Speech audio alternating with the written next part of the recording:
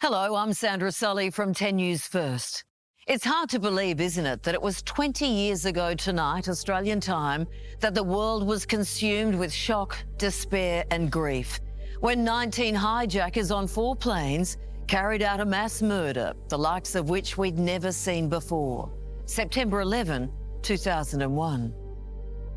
It's one of those moments when you remember exactly where you were when you first saw those horrific images of planes crashing into the Twin Towers in New York and the Pentagon just a few kilometres from downtown Washington. I remember it well. I was live on air that night reading the late news. But like everyone, we were just witnesses as the full horror unfolded live on our TV screens, trying to make sense of it all. It has left a painful mark on so many, including a lot of Australians, strangers in every way except for the common bond of loss or trauma, or because it inspired them. Tonight they tell their stories to Hugh Riminton, as even today we continue to live in the shadow of the towers.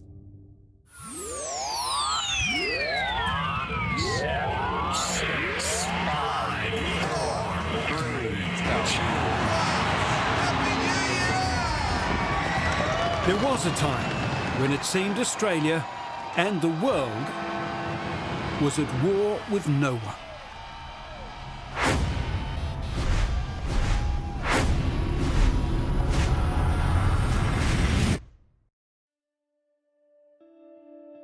Yeah, life was good. Life was good in early September. It was great. You know, I was having a really good time as a stand-up comic, a young burgeoning stand-up comic. I'd just done Melbourne Comedy Festival and that went well. So things were looking really good. Things were looking great. You guys have been great. I'm Simon Kennedy. Thank you very much. I'd recently seen off Mum on a retirement trip that she'd been planning for quite a long time. She'd retired from the Australian Red Cross and she was going to the US. She's going to go to Canada and the Rockies and Hawaii on the way home.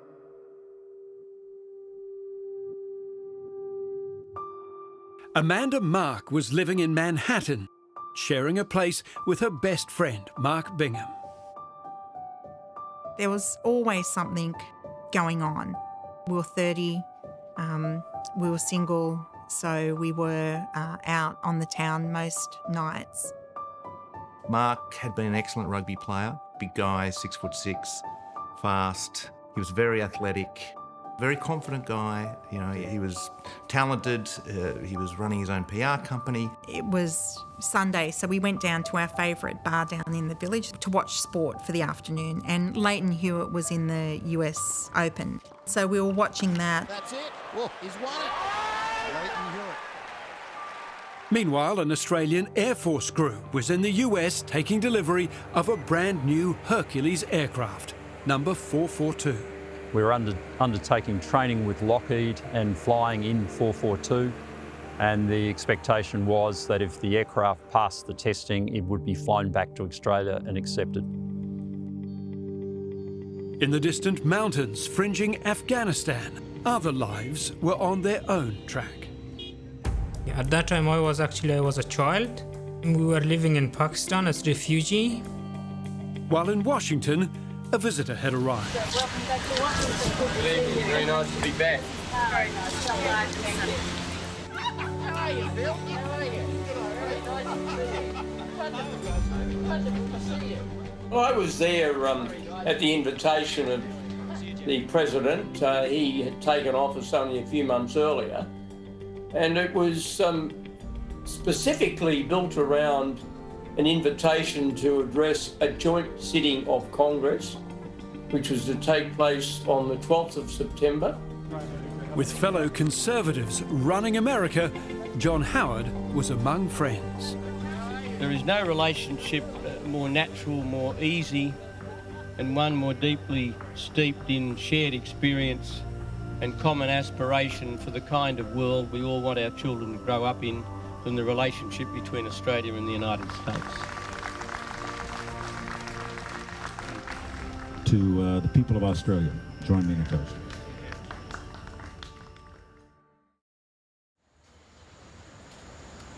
Ladies and gentlemen, please rise for the President of the United States, accompanied by the Prime Minister of Australia.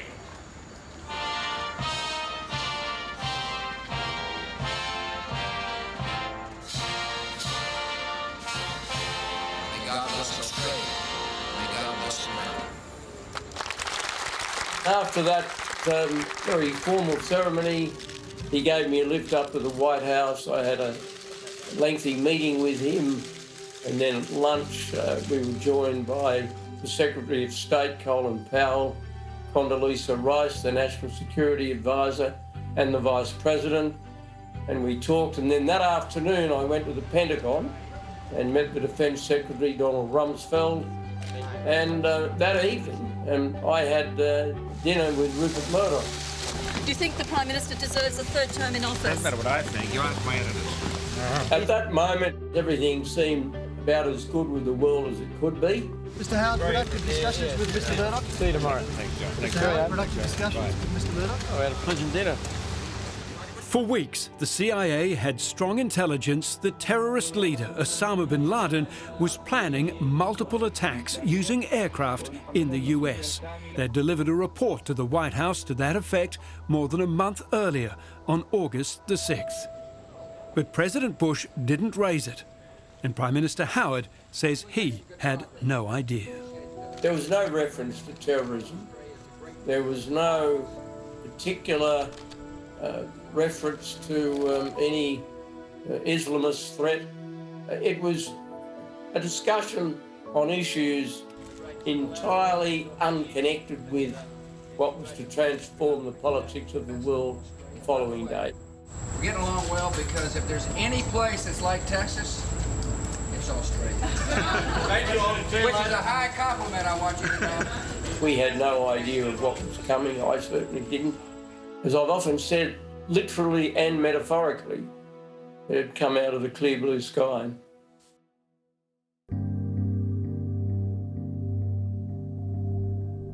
It was a beautiful morning. Blue sky, crisp, no cloud, not too hot, not cold, not humid like the summer. He gave me a big hug. The last thing he said to me is, "I love you," and he walked out.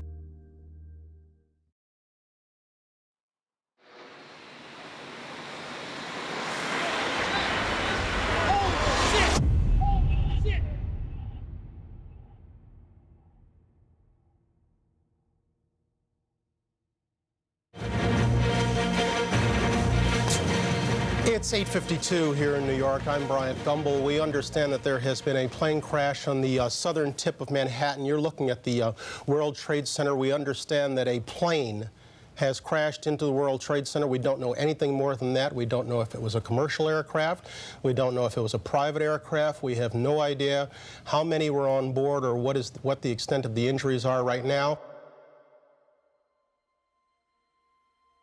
Now to some breaking news just through, and CNN is reporting tonight that a plane has crashed into the World Trade Center. We had no real idea of what was happening. Of course, it just all seemed like a spectacular accident. Details now on this breaking story, a major story tonight. The only details we can confirm is, as you can see, one tower is fully on fire. There is a great deal of speculation yet in terms of what has caused the plane to crash into the World Trade Center. There are no confirmed figures yet on casualties or cause.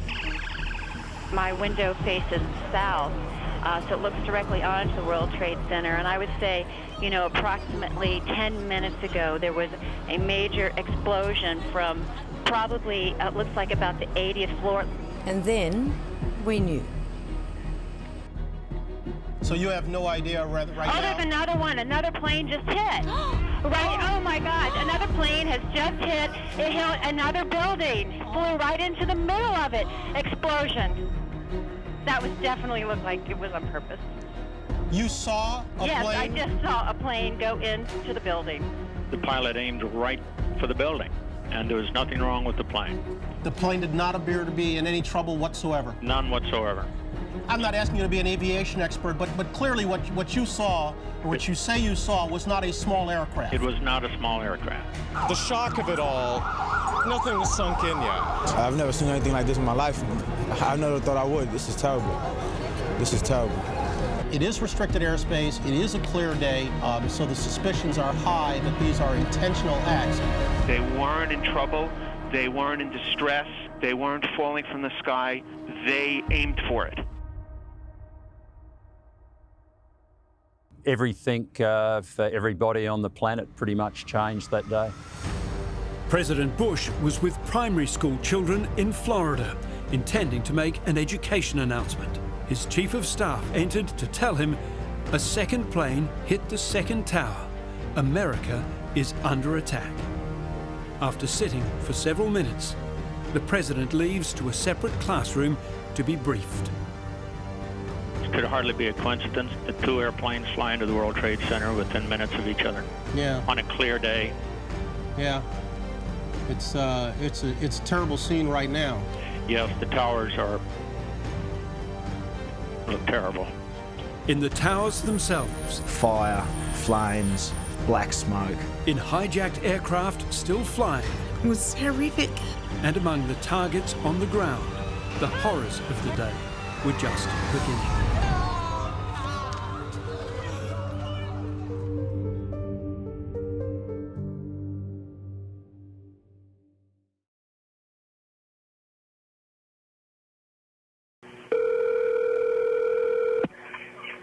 Fire Department 408, where's the fire? Yeah, hi. I'm on the 106th floor of the World Trade Center. We just had an explosion up here. Okay, 106th floor. What building are you in, sir? 1 or 2? 1 World Trade. All right. 1? Yeah. Yeah, there's smoke, and we had about 100 people up here. Sit tight. As best we can tell, at 8:45 this morning, an aircraft plowed into the uppermost levels of one of the twin towers.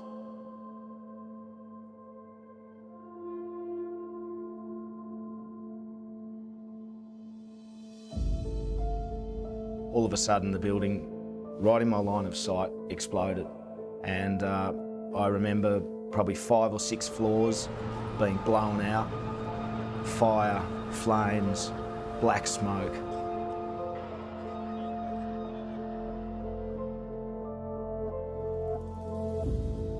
The worst part of my experience that morning was what I experienced in the stairs.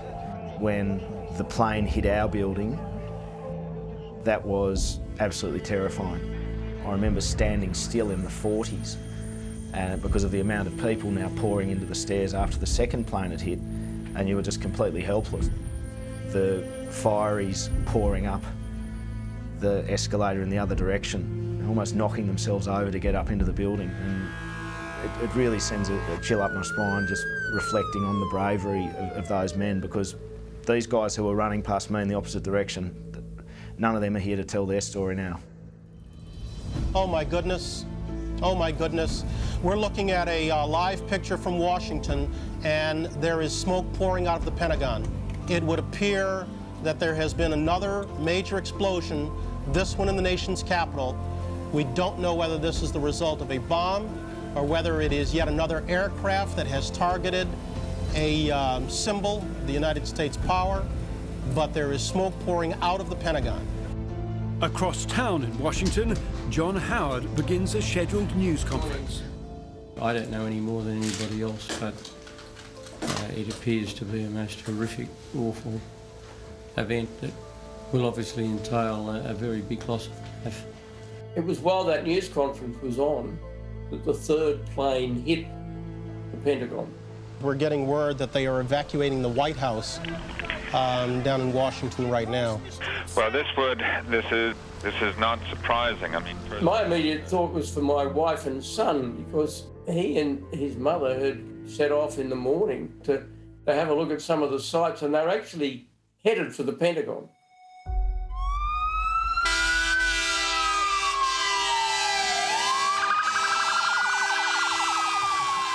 I heard that a 747, 737 landed in the south parking lot of the Pentagon.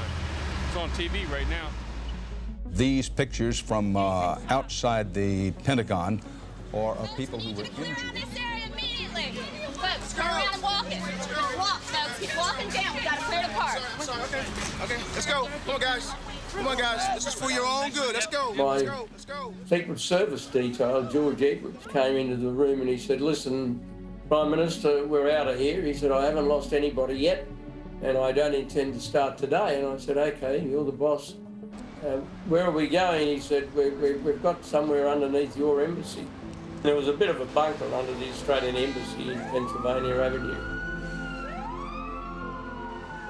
We set off for there, and when I arrived, other Australians were arriving, and quite a sort of a little Australian nerd centre for this extraordinary day, and Tim and Jeanette arrived pretty soon thereafter.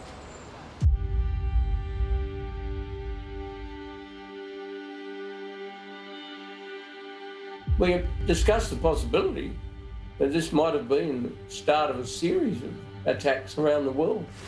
Started with America and might move to Europe, might move to Tokyo, might move even to a big Australian city. We didn't know. Believe it or not, there was another major explosion. The building itself, literally the top of it came down. Me and a number of other people here are trapped in the subway here, in a shoe store, actually trying to get away from most of the debris. We heard the building coming down, and that's what we were running from. Literally, people ran out of their shoes trying to get out of the way of this thing. The crowd went wild. People just began to run. Our live trucks shut down. Crews were running, reporters were running, people were running, and the cops literally were just waving their arms saying, go, go, go.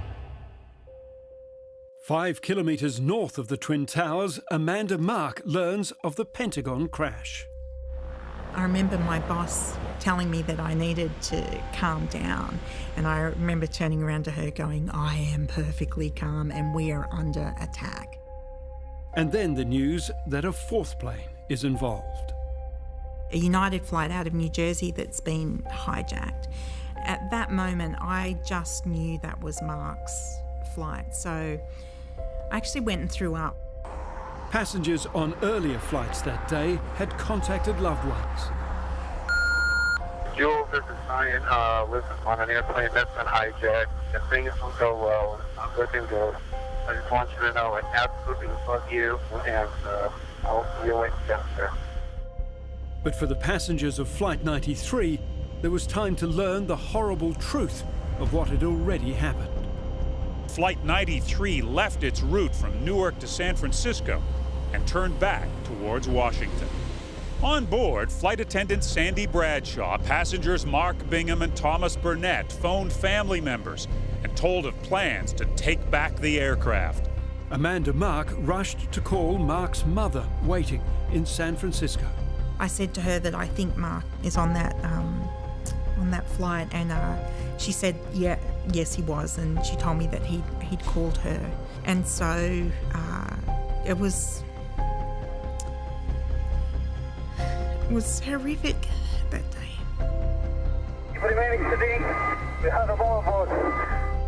What followed that day was an act of desperate courage.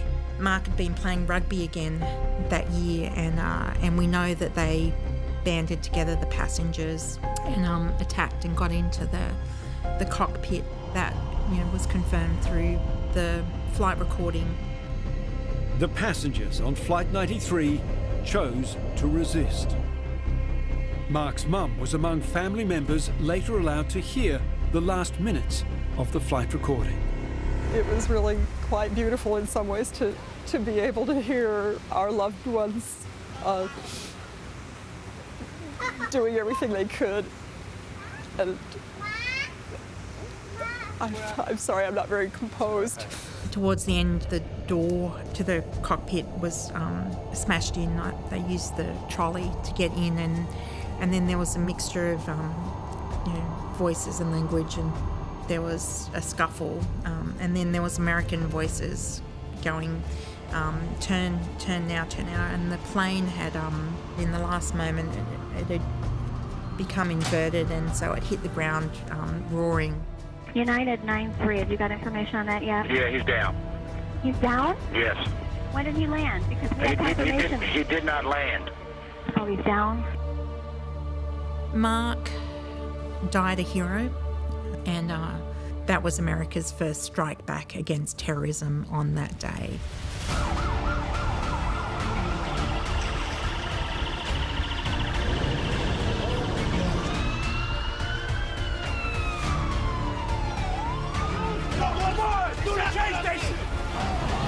We crashed. The other train center's down. It's down. It's down.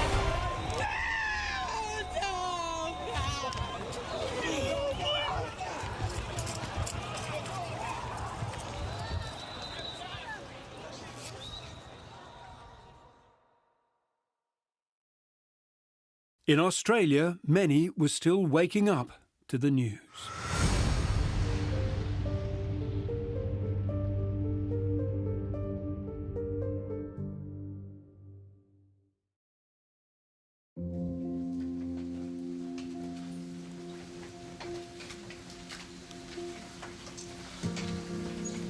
Well, ladies and gentlemen, could I start this news conference by reading a message that I sent a few moments ago to President Bush. Dear Mr. President, the Australian government and people share the sense of horror experienced by your nation at today's catastrophic events and the appalling loss of life. I feel the tragedy even more keenly being here in Washington at the moment. I didn't see what happened, but I saw people jumping out of the building just now. I'm trying to see if my sister's all right because she's in that building. In the face of an attack of this magnitude, words are always inadequate in conveying sympathy and support. You can, however, be assured of Australia's resolute solidarity with the American people at this most tragic time. For days in Manhattan, no one knew who was alive, who had somehow escaped, who had not. It was an agony of unknowing. Was Mark Zeppelin. Andrew Stern from Cantor Fitzgerald. My brother was on that floor. In Sydney, Simon Kennedy was sleeping when his brother rang from London. He rang me and said, look, some planes have hit some buildings in America. I'm a bit worried about Mum. Can you check and tell us where she is or where she's meant to be? And I said, she's supposed to be getting on a plane. American Airlines Flight 77. And he said, I think that's one of them. So I think that's one of the planes. The Department of Foreign Affairs in Canberra has established a crisis hotline. Missions in the US are liaising with local authorities and airlines to establish how many Australians are involved. It took weeks for official confirmation to come. I got a mysterious call from someone at DFAT saying, look, I can't tell you who I am, but I can tell you that whatever you think has happened, has happened. For American intelligence agencies, there was a new fear. The American government was concerned that there may have been biological agents on either one or two of those aeroplanes. The top American biological experts were in Atlanta. With the US Defence headquarters smashed up, the Australian Air Force flight crew was given a secretive mission: get the experts to the scene. That's what we believed that the CDC were going up there for, and our job was essentially just to help them out in conveying them from Atlanta up to New York. The approach route took them low over Manhattan Island. We sort of came out of cloud at about 2,000 feet, and in the drizzle you could see the smoke and dust rising where the Twin Towers used to be. The towers were gone, they were missing. I think seeing it with our own eyes really brought that home. I didn't foresee that we'd be at war over it, but we did go to war.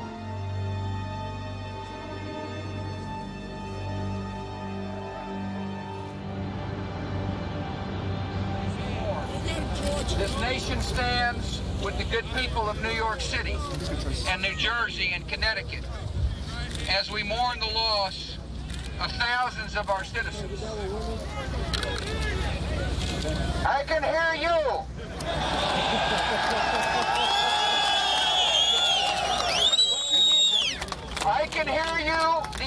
the world hears you, and the people who knock these buildings down will hear all of us soon.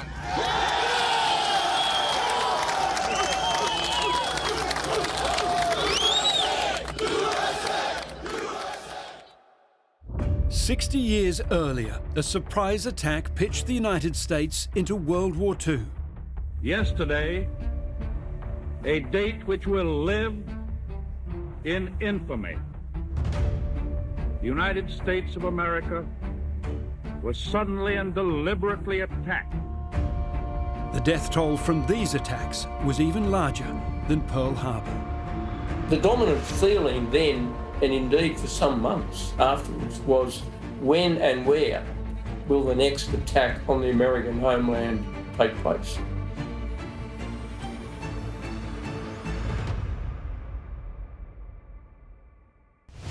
If those who died last Tuesday are not in the judgment of history to have died in vain, there is an obligation on all of us to persevere, to travel the distance and to persist and to root out the evil that brought about those terrible deeds. John Howard knew for Australia it meant war. Oh yes, I understood the implications very much. Afghanistan, I kind of understood why that happened. You know, I mean, the Taliban creating safe havens for Al-Qaeda to do what they did. And that, I can see how that happened, although that was a disastrous long-term battle. Thanks to our military and our allies and the brave fighters of Afghanistan, the Taliban regime is coming to an end. I spent the best part of the next 10 years from 2001 through to 2011 rotating through active service in the Middle East. Did about 5 rotations through there. It's an occupational hazard of being in the military, but that was a direct result of what happened on that day. And 37th Squadron is still today, 20 years later, in the Middle East as well.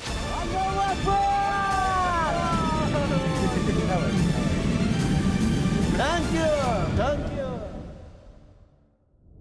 As a child, Nasser Ahmadi had fled to Pakistan to escape the Taliban. Once the Americans attack in Afghanistan and Taliban is gone away, then we decided to go back to Afghanistan. We thought that a peace is coming and democracy. But thousands of families and close friends were left navigating a vast new territory with no maps, the sudden landscape of their loss.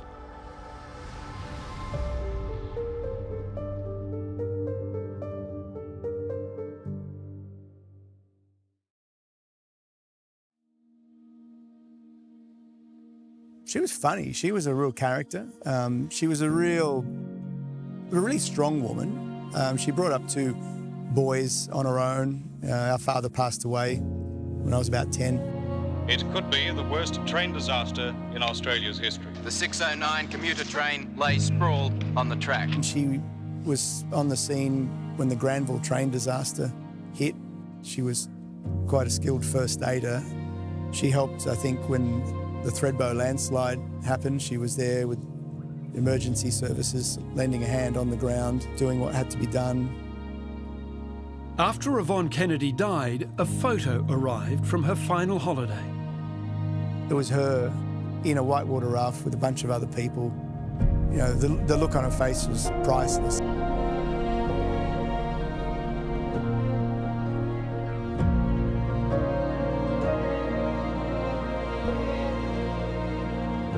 The terrorists chose this target, hoping to demoralize our country. They failed. For out of this act of terror will surely come a victory over terrorism. A victory that one day may save millions from the harm of weapons of mass destruction. I felt like the event had been turned into some kind of military call to arms. And it kind of had. And that, to me, was offensive. like, it made me kind of angry. It made me angry at George Bush. It made me angry at Donald Rumsfeld. I felt like they had said, oh, we're going to take your grief and we're going to use it as a reason to do some stuff. And that's, I think, pretty much what happened. I felt like our grief had been, for want of a better word, hijacked. There's absolutely no doubt that the objective of going into Afghanistan was fully achieved, and that was to deny Al-Qaeda the safe haven of Afghanistan from which to launch another attack. 5, 4, 3, 2, 1. My fellow citizens, at this hour, American and coalition forces are in the early stages of military operations to disarm Iraq, to free its people, and to defend the world from grave danger. Now, Iraq was different. Iraq was not something that attracted strong public support or indeed bipartisan support. Our involvement in Iraq is strongly opposed by our political opponents and by many others. This is President Bush's war. This is John Howard's war. But this is not Australia's war. Iraq was, to me, was sold as being on our behalf. And that forged my social and political self, I think. I was furious, really was, because it really didn't have anything to do with 9/11, and it was made out that it did. It was such a fraud. Simon Kennedy, ladies and gentlemen. Simon Kennedy continued to build his comedy career, not letting on about his connection to September 11th. Pretty ugly and... But he is increasingly dismayed by eruptions of anti-Muslim feeling.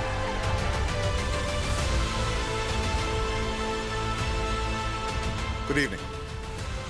Tonight, I can report to the American people and to the world that the United States has conducted an operation that killed Osama bin Laden, the leader of Al-Qaeda. When Osama bin Laden is killed in Pakistan, Simon Kennedy decides to speak out against Islamophobia. I don't, for once, ever think that you can blame a small group of radicals. You can't take that and blame it on the rest of the wider community. That is, I've always said I don't blame wider Christianity for the movement of the Ku Klux Klan. The key message I think I wanted people to hear was that Islamic Australians and other Australians were just all people trying to live a happy life, put food on the table, feed their families and smile. We're all the same, and I didn't want anyone to feel like they had an excuse to call them the other, to make them feel like the other. And that was what I saw when people were cheering and rejoicing about bin Laden's death. It sort of spilt over into sort of a hatred, which I didn't want to see. Can you describe what you miss most about not having your mum? Having a grandmother for the kids would be really great. She would have been a great grandmother, and that would have been beautiful to see. For Simon Kennedy, putting down bigotry became one way to honour his mum. I'm not racist. How could I be racist when my last 17 wives were foreigners? I'm not. I hate racists. I hate racists almost as much as I hate Mexicans. I don't like them. Hopefully, if I can tell people my story, they can learn that there's another way to live. That you can suffer greatly, but you don't have to hate. And that's a choice that we can make. I think I'm doing it the way she would have wanted. I hope, anyway. That's the plan.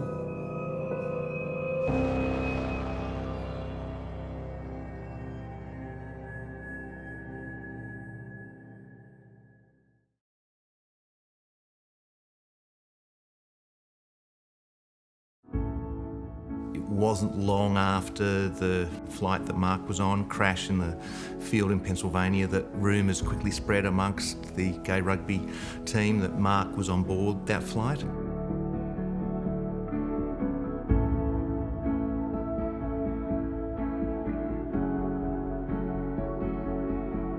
We played their very first game, San Francisco Fog's very first game. And he was a great player. He was a big guy, 6'6", fast. He wasn't really out as a gay man, but he was part of this gay rugby club. We used to have to airbrush his face out of sort of photos that went on the website. But he was very much kind of the heart and soul of the club. What the hell should I talk about that guy? What's your favorite rugby motto? Give blood, play rugby. He was larger than life in a lot of respects. I'd say that 1,000 times a day. I should marry Amanda. It's the bottom line.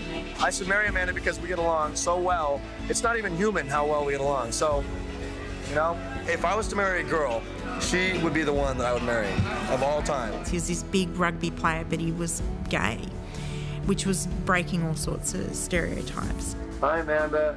I know it's all foggy and yucky and whatever it is over there, but anyway, things are cool around here, and it's real hot outside. Ugh. And he kept his gay world and his straight world very different. And I don't think even he had the conversation with his mother to a great extent before he died. He was afraid that if he was photographed as being part of a gay rugby team, then his secret would be out. Who are these people, huh? Look at that. It's you and me. Isn't that funny? Okay, so anyway, and this one. Oh, that's me playing rugby. You don't see that. This one? Recognize this? Tuesday, 9:47 a.m. Hi, baby. Baby, you have to listen to me carefully. I'm on a plane that's been hijacked. I'm on the plane. I'm calling from the plane. I want to tell you I love you. Please tell my children that I love them very much. And I'm so sorry, babe. I hope to be able to see your face again, baby. I love you. Bye.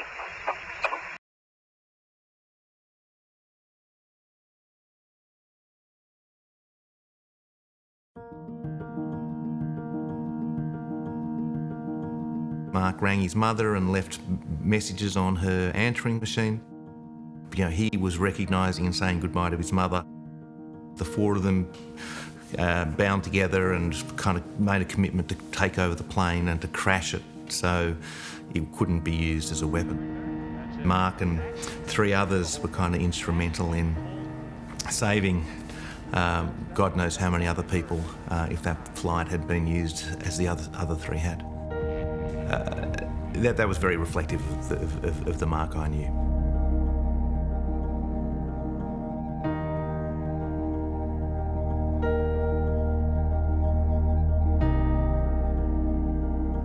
The Bingham Cup, presented in memory of Mark Kendall Bingham, who died on 11th of September 2001, a brave and noble soul.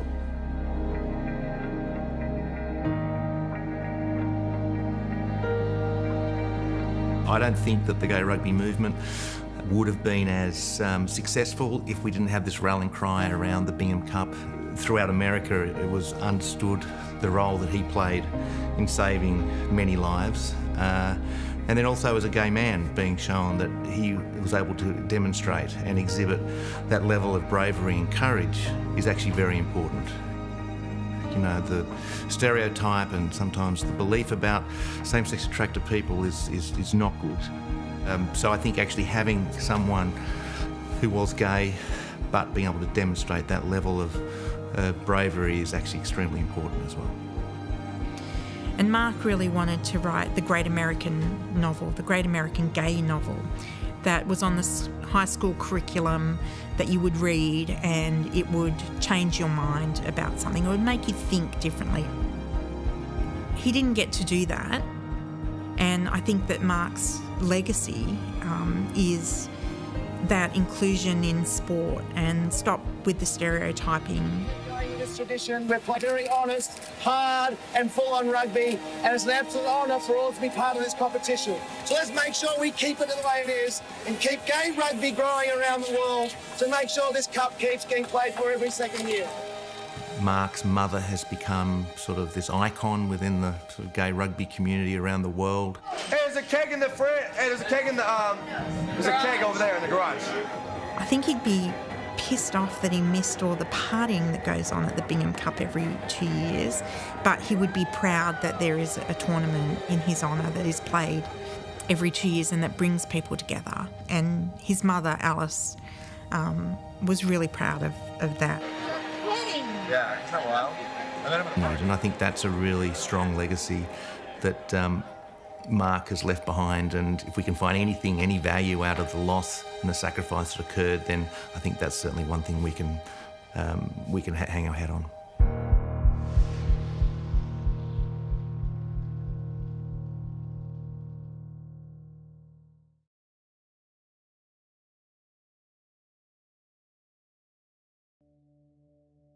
The September 11 attacks changed many lives, for a few, at least initially, for the better.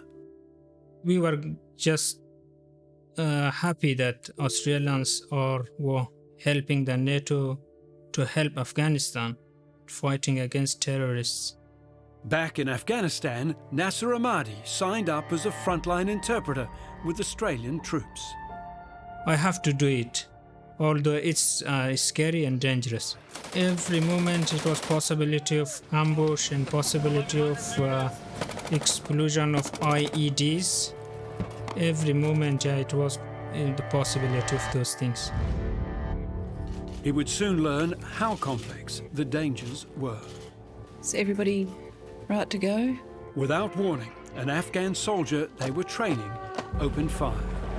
The soldiers just start firing on us from behind, and he killed 3 Australian soldiers and 1 interpreter, and 2 interpreters were injured, including me. Yesterday was a terrible day of loss for our nation. Today is a day of grief. It was really horrible. Yeah, I saw that the people were just dying in front of my eyes, and a lot of soldiers are just screaming, asking for help, but no one was there to help at that moment because everyone was struggling for their life. Yeah, I'm living in Australia. My body is safe, but my mind is not safe. I feel really worried about my family.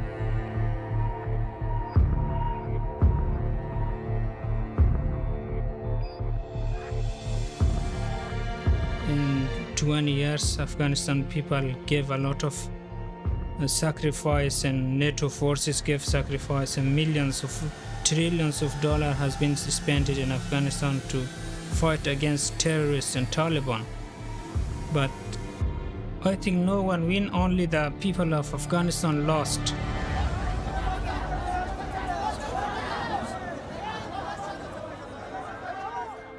The capacity of Al-Qaeda operating out of that country to duplicate the 11th of September 2001 was emphatically denied, and I think that overwhelmingly is something of which we can be very grateful. Aircraft 442, the Hercules, served until the end in the last frantic evacuations from Kabul airport.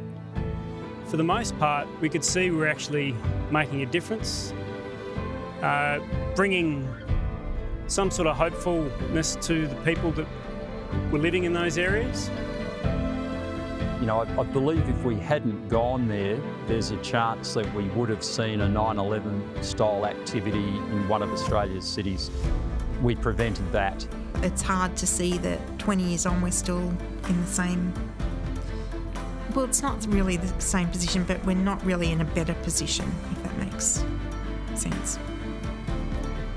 I've never been angry about it. My overriding emotion is sadness. There were around 200 people from my company that were killed. Everybody that sat around me at work was killed. My closest friend at work, Steve, died that day. I was looking at Khalid Sheikh Mohammed, who is the man who claims to have created the 9/11 idea, the Bali bombings and other terror attacks. And I just looked at this guy, this sort of short, it's this guy, and I felt nothing at all. I think, if anything, I felt some kind of pity. I thought, what have you done? Like, what have you achieved, really? And they'd hurt us, but they'd achieved nothing.